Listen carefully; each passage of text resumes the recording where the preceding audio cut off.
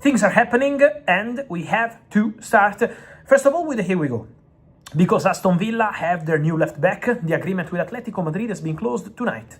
For Matteo Ruggeri, verbal agreement in place, 25 million euros, 1.5 in add-ons, contract agreed between Matteo Ruggeri and Aston Villa, and so Villa go for Ruggeri in order to replace Luca Digne, who joined Paris Saint-Germain in this summer transfer window. Talking about opportunities, and here we go. Remember, Dusan Vlahovic is joining Besiktas, Romelu Lukaku is joining Fenerbahce, so many movements also for strikers. Talking about strikers, many questions about Balogun and Tottenham Hotspur, a big story coming out of the French press, but at the moment, according to my information, guys, nothing advanced for Balogun to Tottenham Hotspur. At the moment, for Balogun, there are some options in Premier League, but Tottenham are not among them. Galatasaray, interested in the player as well, but at the moment, financially not easy to reach an agreement, so let's see what's going to happen, but there is movement around following Balogun for sure, not with Tottenham at this stage. Then another big story of the night, the exclusive update a few hours ago on Ferran Torres. Today, Wednesday, had to be the day of Ferran Torres arriving and showing up at Barcelona on training. The agreement was for Ferran to come back to training today after the World Cup. He was the scorer of the winner against Argentina in the final, as we know. But Ferran Torres will not be back to training today, and I think it's not going to be the case also tomorrow, Thursday, because the pact made, I can exclusively reveal, between Ferran Torres, his agents, Barcelona and Paris Saint-Germain is to avoid training for Ferran Torres today and eventually tomorrow. Why?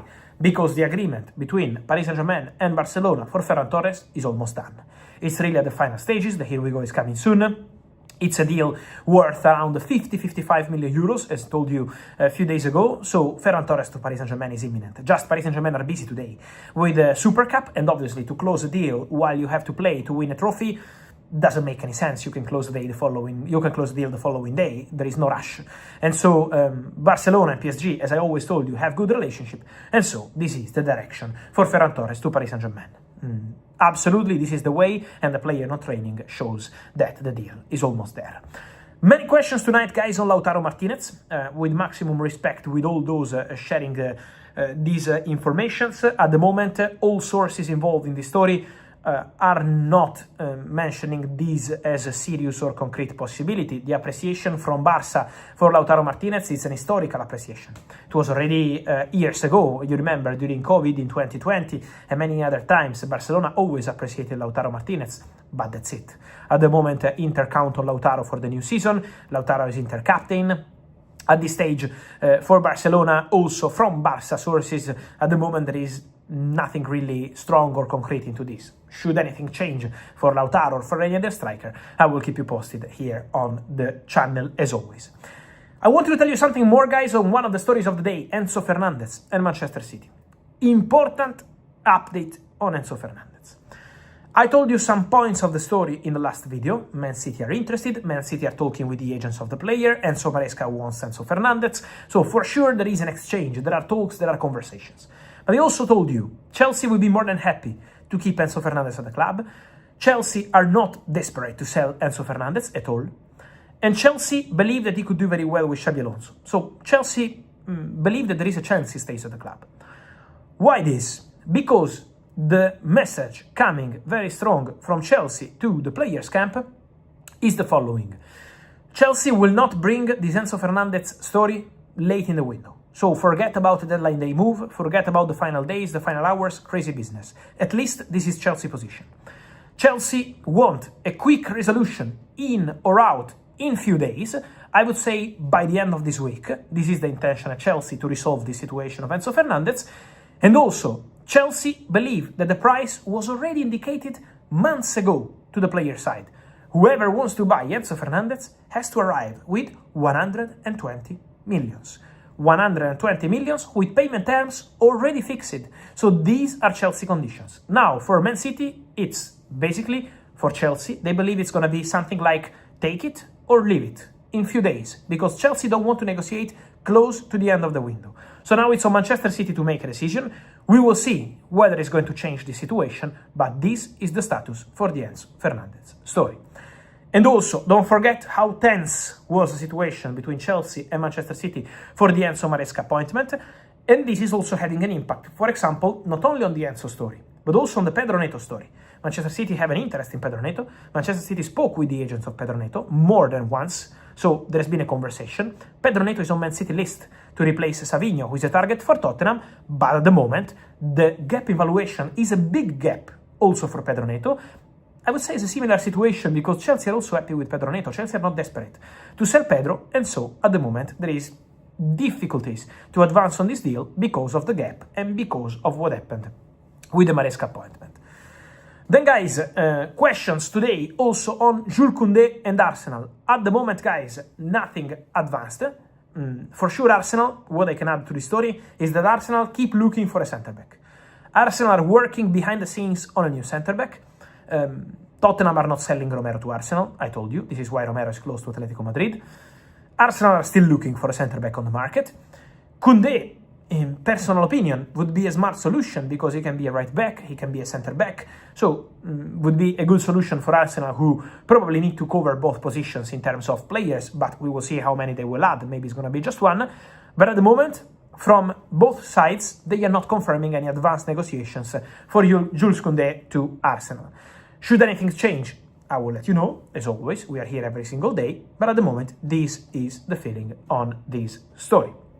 Talking about opportunities and names, I want to clarify something also on the name of Mike Maignan, because today, Rumours from Italy reporting Al Nassr, Cristiano Ronaldo's teams in Saudi, champions of Saudi Arabia, interested in Mike Maignan. My information is that there is zero. No talks, no discussions, no interest, apart from the appreciation you can have for a top goalkeeper like Mike Maignan.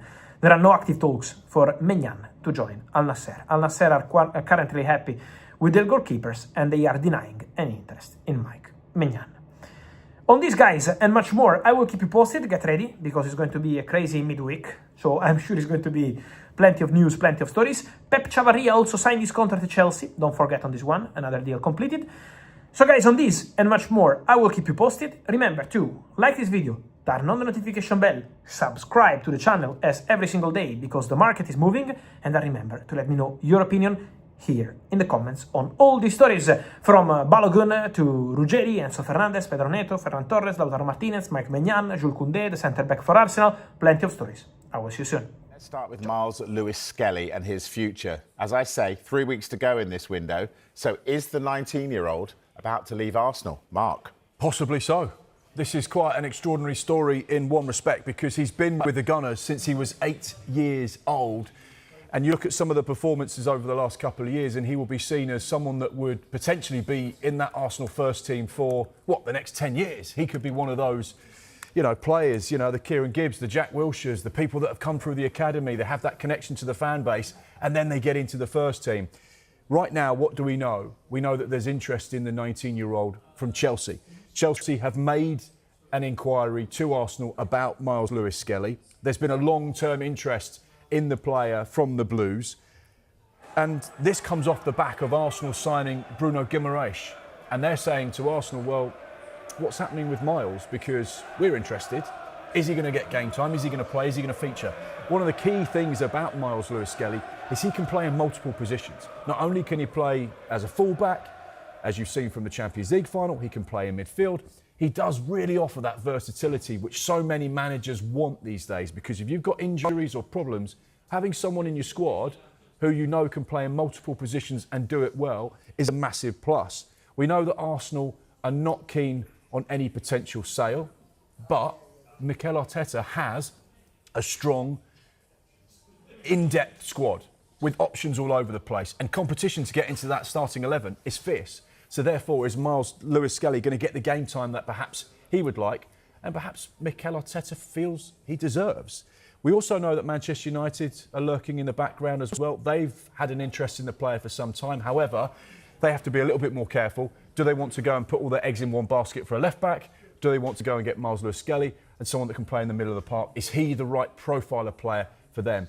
I find this fascinating, particularly when you've got a player who's been at a club for such a long period of time. Any departure would be really a huge story for him and his family. He's got a Premier League medal round his around his neck. Why would he leave? Well, also as well, he signed a new deal last summer.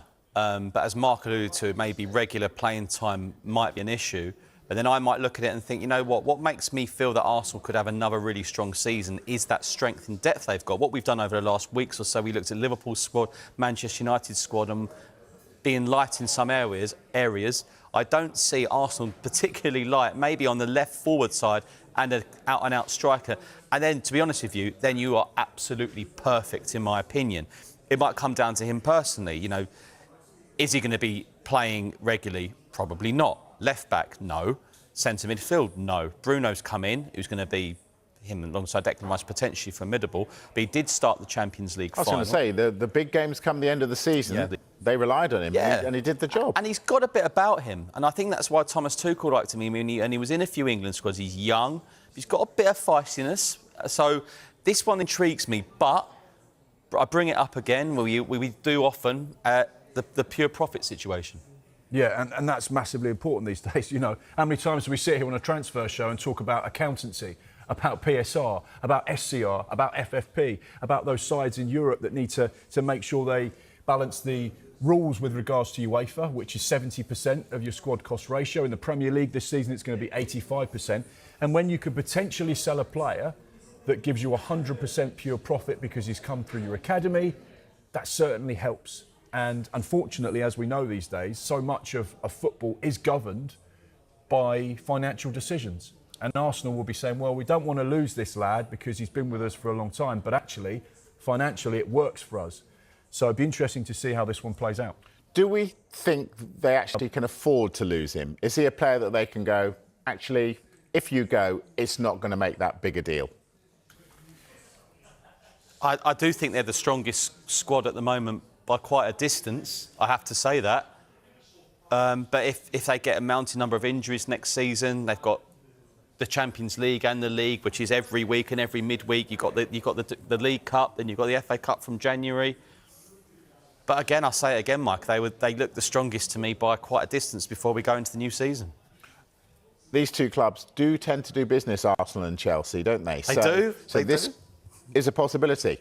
Well, I mean, Chelsea and Spurs don't deal with each other. Arsenal and Spurs definitely don't deal with each other. But for some reason, Arsenal and Chelsea do. Like, Kepa, Noni Madueke, Kai Havertz, Ashley Cole, David Luiz, Jorginho, William Gallas, Petr Cech, Olivier Giroud, Willian, Lassana Diarra, Yussi Benayoun.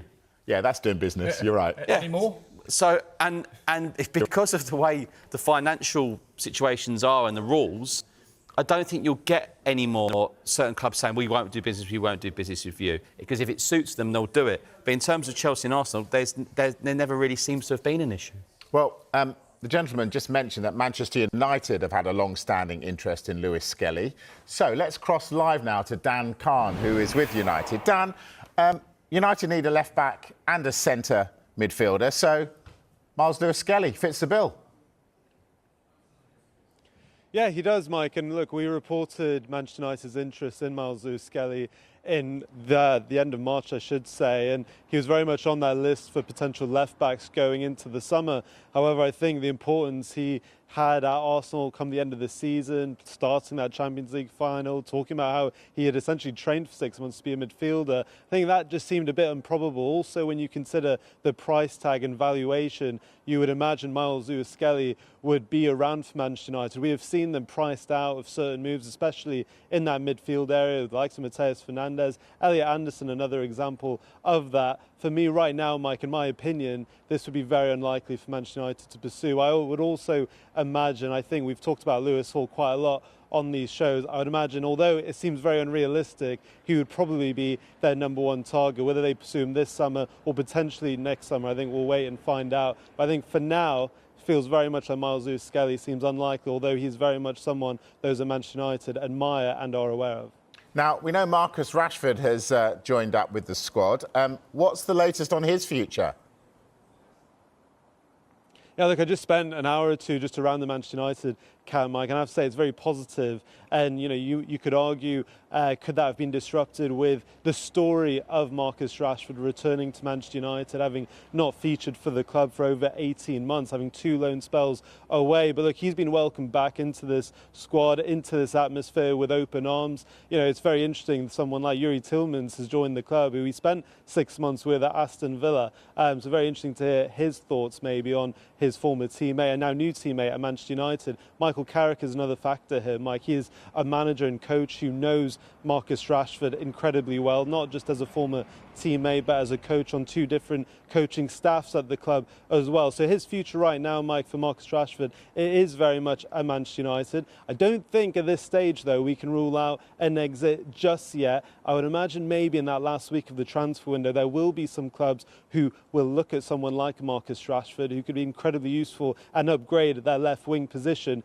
Now, whether that offer comes and something Manchester United entertain at the cost they want, I think we'll find out. But for now, to go back to your first question, I think Manchester United is still in the market. A few outgoings potentially, but still in the market, especially for a left back. A forward at this stage, think unlikely with Marcus Rashford and Joshua Zirkzee still at the club. And a midfielder, we'll wait and find out. But for now, my bets would be on a left back come the end of the transfer window.